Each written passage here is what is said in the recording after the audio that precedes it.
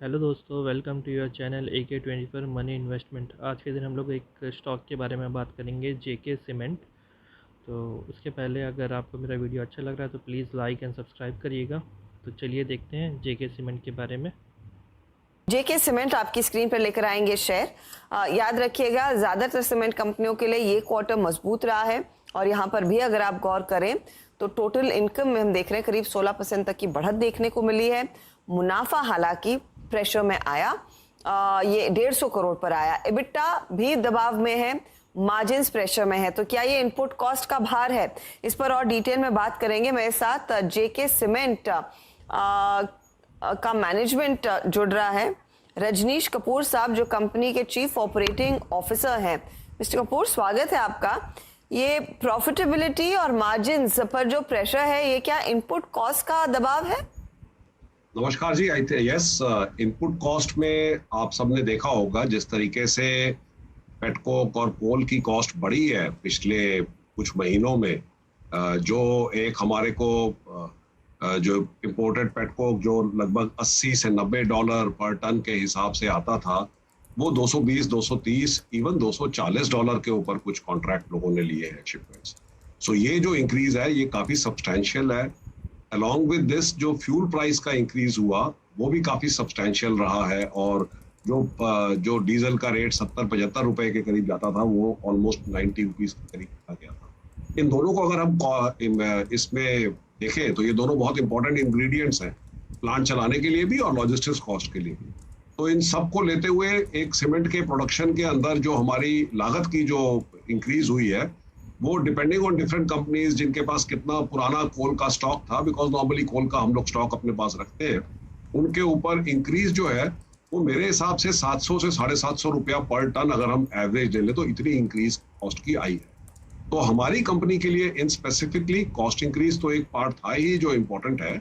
दूसरा important part ये था कि आप किस ज्योग्राफीज में आपका बिजनेस है, और इस साल में जिस तरीके हमारा प्राइमरीली बिजनेस नॉर्दर्न एरिया में ज्यादा है और साउथ में हमारा प्लांट एक है, तो नॉर्थ एरिया की जो प्राइस इंक्रीज थी पहले 6 महीने में वो बाकी देश में जो प्राइस इंक्रीज रही उससे लगभग 1 से 2-3% पीछे की तरफ रही। तो ये 2-3 इम्पैक्ट हमारे लिए थे। बट इसके अलावा एज ए कंपनी हम लोगों ने अपनी पुरानी लाइन जो हमारे निम्बारा प्लांट में हमारी किल 3 है उसका अपग्रेडेशन किया था, और वो अपग्रेडेशन की जो हमारी लाइन थी उसमें हमने उसकी कैपेसिटी को बढ़ाया, उसके अंदर एफिशिएंट रॉ मिल और क्या कहते हैं ग्राइंडिंग का सिस्टम्स लगाए, जिससे कि हमारी पावर की लागत में और फ्यूल की लागत में कॉस्ट में रिडक्शन आएगी।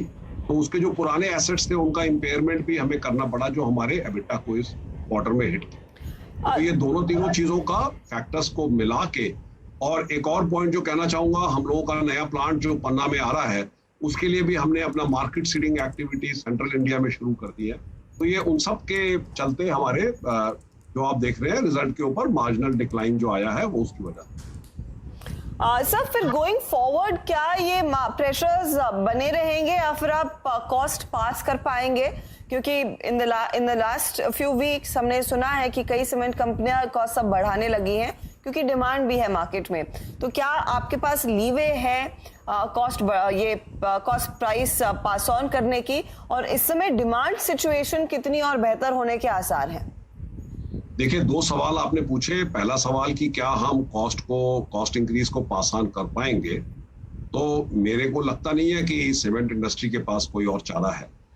जिस तरीके से कॉस्ट इंक्रीज हो रही है हमारे को इनफैक्ट ये देखना पड़ेगा, क्योंकि हम जैसे कैप्टिव पावर प्लांट चलाते हैं और हम देख रहे हैं कि हमारी कैप्टिव पावर प्लांट में जो हम पावर को लगाने की जो कॉस्ट आती है पर यूनिट, वो आज जो है इतनी ज्यादा हो गई है कि शायद ग्रिड से ले ले तो वो सस्ती पड़े।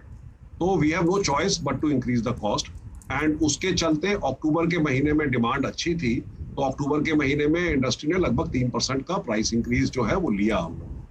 नवंबर, क्योंकि नवंबर के बिगनिंग में दिवाली आ गई थी, तो दिवाली के आने के दिवाली का इम्पैक्ट आता है, उसके बाद छठ पूजा आती है, तो थोड़ा इनिशियल जो टाइम होता है उसमें डिमांड कम रहती है।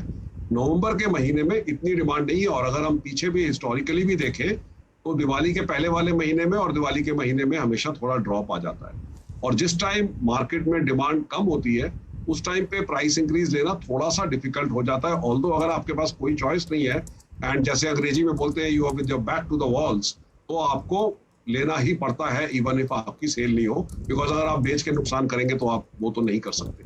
गोइंग फॉरवर्ड जो बहुत इंपॉर्टेंट पॉइंट है वो ये है कि we visualise a very good demand continuing. दिसंबर, जनवरी, फरवरी, मार्च का जो महीना होता है, जो Q4 का महीना होता है साल का, और दिसंबर ऑनवर्ड जो है मार्केट में डिमांड बहुत अच्छी रहती है।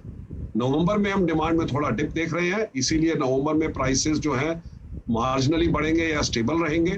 बट दिसंबर, जनवरी, फरवरी जो पीरियड है, उस पीरियड में जब डिमांड आएगी तो उस टाइम पे हमें लगता है कि हम अपनी कॉस्ट इंक्रीज को पास ऑन कर पाएंगे, बिकॉज मार्केट डिमांड भी उस टाइम उसको सपोर्ट करेगी।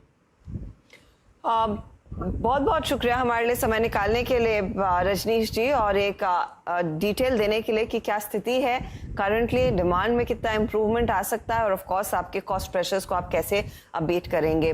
Pleasure speaking to you sir, all the best coming quarters के लिए। तो 3540 पर खड़ा है वो काउंटर, आपने बयान सुन लिया कि होपफुली डिमांड में पिकअप आता हुआ दिखाई देगा, तो वॉल्यूम इंप्रूव होंगे और कॉस्ट प्राइस बढ़ाने या फिर पास ऑन करने के अलावा सीमेंट कंपनियों के पास चारा नहीं है बढ़ते इनपुट कॉस्ट के चलते। लेंगे